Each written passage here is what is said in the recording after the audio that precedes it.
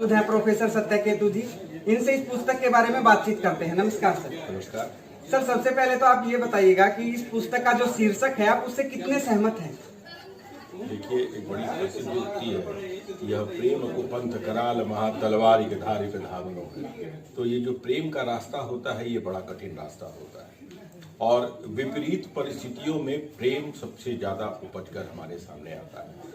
तो मैं समझता हूँ कि कोरोना त्रासदी जो अपने आप में एक बड़ी त्रासदी थी, उसमें जो इन प्रेम पर आधारित कहानियों को लिखने का प्रयास किया गया है वो निश्चय ही बहुत सराहनीय कार्य है, क्योंकि कोरोना के समय प्रेम का उभरना आदमी को वो जिजीविषा पैदा करता है जिसके लिए आदमी होता है और उसके कारण उसमें संघर्ष क्षमता आती है। तो मैं समझता हूँ कि इसकी जो कहानियां हैं और इसका जो कहानियों को लेकर जो शीर्षक बनाया गया है, ये शीर्षक बहुत सोच समझकर और बहुत ही उपयुक्त शीर्षक है, कोरोना त्रासदी और प्रेम पर।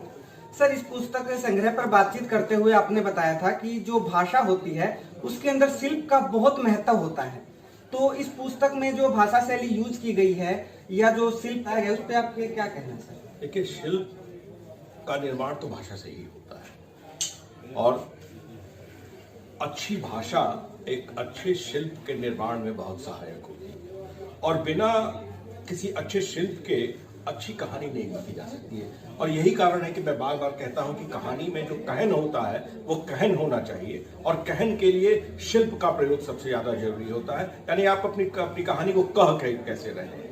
कहानी में सबसे ज्यादा जो जिन चीजों से बचना चाहिए वो कथन से।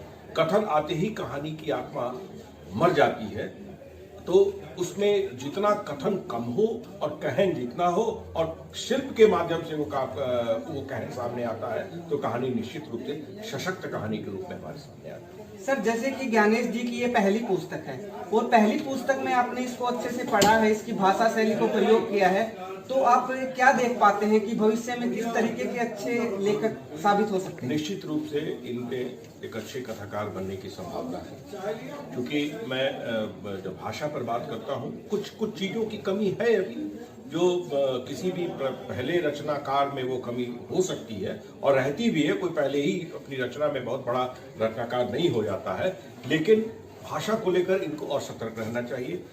अंग्रेजी के शब्दों का प्रयोग जितना कम हो उतना करना चाहिए। जो चीज हमारी बोलचाल की भाषा में जो चीज जुड़ गई है उसका प्रयोग तो सही ठीक है, लेकिन जो हमारे शब्द अपने हैं, जो मिट्टी के शब्द हैं, जो उससे मिलते जुलते शब्द हैं, जो उसके भाव को बताने वाले शब्द हैं, उन शब्दों का प्रयोग ज्यादा करना चाहिए और उसके माध्यम से अपने को एक सशक्त कथाकार के रूप में व्यक्त किया जाता है। सर, इस पुस्तक को पढ़ने के बाद जो पाठक हैं वो इससे क्या ग्रहण कर सकते हैं? सबसे बड़ी बात तो यह है कि विपरीत परिस्थितियों में अच्छा काम कैसे किया जाता है इसको ग्रहण कर सकते हैं और विपरीत परिस्थितियों में ही आदमी की तेजस्विता उभर कर कैसे सामने आती है इसको ग्रहण कर सकते हैं। और सबसे बड़ी बात है कि अपने आप को कैसे आप समाज के लिए उपयोगी बनाए रखें।